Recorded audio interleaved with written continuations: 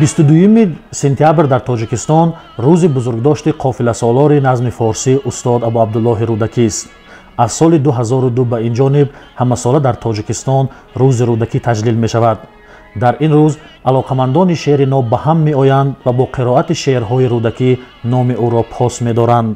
устод Рӯдакӣ бо гузашти беш аз 1000 сол ҳамчун бунёдгузори шеъри форсӣ улгӯ барои тоҷикону форсизабонони ҷаҳон боқӣ мемонад. ҳамагон медонанд ки сарнавишти Рӯдакӣ бисёр талх сипарӣ шудааст. ӯро нахуст амирони Сомонӣ соҳиби иззату ҷалол карданд ва баъдан ба дасисаву иғво дода шуда ба хоки сиёҳ андохтанд. Рӯдакӣ бо шеъри оламгираш дар дарбори Насри Сомонӣ соҳиби мартабаи баланд шуд ва ба мақоми маликушшуъаро расид, вале баъдан ба тӯҳмати бадхоҳон дар назри Насриду бадном ва бо супориши ӯ кур карда шуд. поёни зиндагии Рӯдакӣ мувофиқи иттилои манбаъҳо дар яке аз навоҳии Самарқанд дар зодгоҳаш деҳаи Панҷруд сипарӣ шуд. ин деҳа ки имрӯз яке аз деҳаҳои ноҳияи Панҷакенти Тоҷикистон аст, қаблан яке аз навоҳии Самарқанд маҳсуб мешуд. ҳамин аст ки Рӯдакӣ дар бисёре аз манобиъи таърихӣ самарқандӣ ном бурда мешавад. вале чархи таърих на ҳамеша ба устод Рӯдакӣ меҳрубон будааст. қазияи кур карданашро ёдоварӣ кардем, вале пас аз маргаш ҳам мубориза ба номаш ва шеъраш қариб 10 аср идома меёбад. мо инҷо ба як таърих равшанӣ меандозем, он ҳам бозгашти дубораи Рӯдакӣ ба Самарқанд. гарчанде дар бисёре аз манбаъҳо Самарқанд ватани Рӯдакӣ арзёбӣ мешавад, вале то солҳои 80 асри 20 дар ин шаҳр нишоне аз Рӯдакӣ набуд, на кӯча, на хиёбон ва на нимпайкараву пайкара. Самарқанд дар тақсимоти ҳудудии оғози асри 20 дар ҳайати ҷумҳурии Ӯзбекистон монд ва дар замони шӯравӣ ҳуввияти тоҷикӣ дар ин шаҳр рӯз аз рӯз коста мешуд. вале шаҳри Самарқанд ҳамеша бедордилон ва мунавварфикроне дошту дорад ки машъали забону адабиёти тоҷикро дар ин шаҳр фурӯзон нигоҳ медоранд. ғояи гузошта шудани ҳайкали Рӯдакӣ низ аз чунин фарзона фарзандон буд. фикр накунед ки шоире ё олиме барои Рӯдакӣ талош кард. на, идеяи гузоштани ҳайкали Рӯдакӣ ва ё кӯчаи ба номаш дар Самарқанд ба як муҳандиси сохтмон тааллуқ дорад.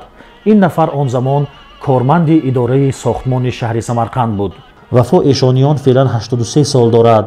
рӯзе ки мо ба деҳаи чоршанбеи ноҳияи Самарқанд ба дидораш рафтем бемор буд, вале бо вуҷуди ин идеяи гузошта шудани ҳайкали Рӯдакиро ба ёд овард.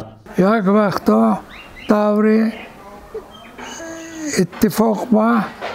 اتفاق سوویتی با من در لایحه کار میکردم در سایه ساختمان. در دستم کتابچه وای افتید Rӯdakӣ ба ном Садри Саъдиев ما هم مؤلف هستم دیگر خواندم، همونا خواندم، مغزاشو و فهمیدم، حیران شدم که همین خطر Rӯdakî Samarqandî میگونه همین یک شاعر بزرگ بوده است و شعرش بینید و شعرش خوانید. خودم به خودم وجدم آمد که چرا در سمرقند یگان نشانه نیست. خامک با دست گرفتم و یک تا وای نیستم خط و ردکسیه آن وقت ولایتی لینیسکی بود. سانه همه یک 35 کسبه دست مناندم امضا کناندم که همین طلبی یگان هیکل نام کوچه همون طلبه گذاشته شد و همون خط به سانه همون 35 کسکتی همون من بردا دادم گزیده به چاپ شد. پوست بودید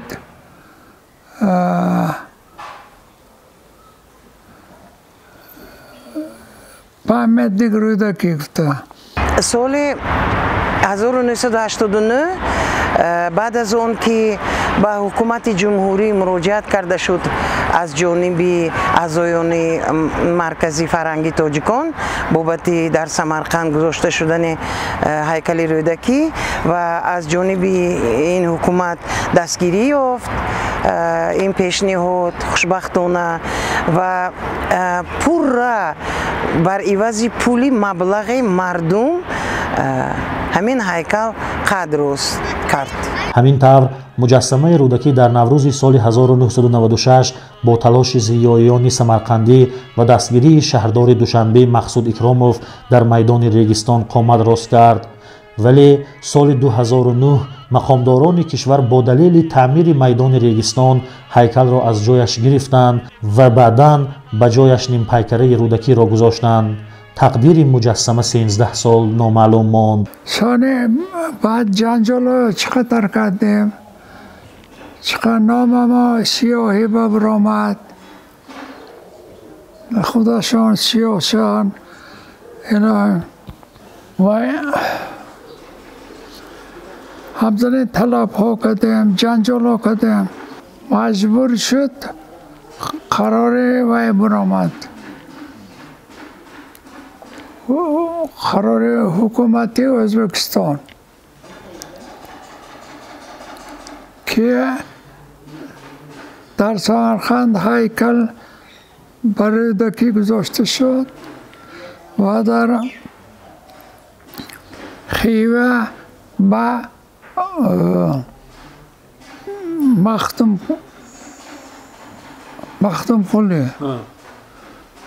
خلی از افتش اونجا بیام طلبا سخت شده که خوارزم با اون هیکل پیشینه در ریگستان قد راست کرده بود. از 3 تن برنز عبارت بود و این برنز رو حکومت شهر دوشنبه با رهبری مقصود اکراموف ما تحفه گرفته بودیم و اون نفری که شهریار مختارف که ساخت همون هیکل پیشینه رو و همین خیلی هدیه کرد مهنتش رو، کارش رو به سمرقندیان. سال 2009 بعد از 1 سال تجلیل همین 1105 سالگی 50 سالگی شبهه آور بود که اون هیکل از جایش از ریگستان گم شد. 13 سال گم شد. 13 سال ما جستجو کردیم، مراجعت ها کردیم، چی به حکومت جمهوری، چی حکومت محلی. محقق پولیتسیست امینه شراف‌الدین و با روزنامه‌نگار سمرقندی ظاهر حسن‌زاده این مجسمه را در حالت شکسته از یک پرتابگاه پیدا کرده مقاله نوشتند که آن در تاجیکستان و ازبکستان واکنش‌های زیادی به بار آورد.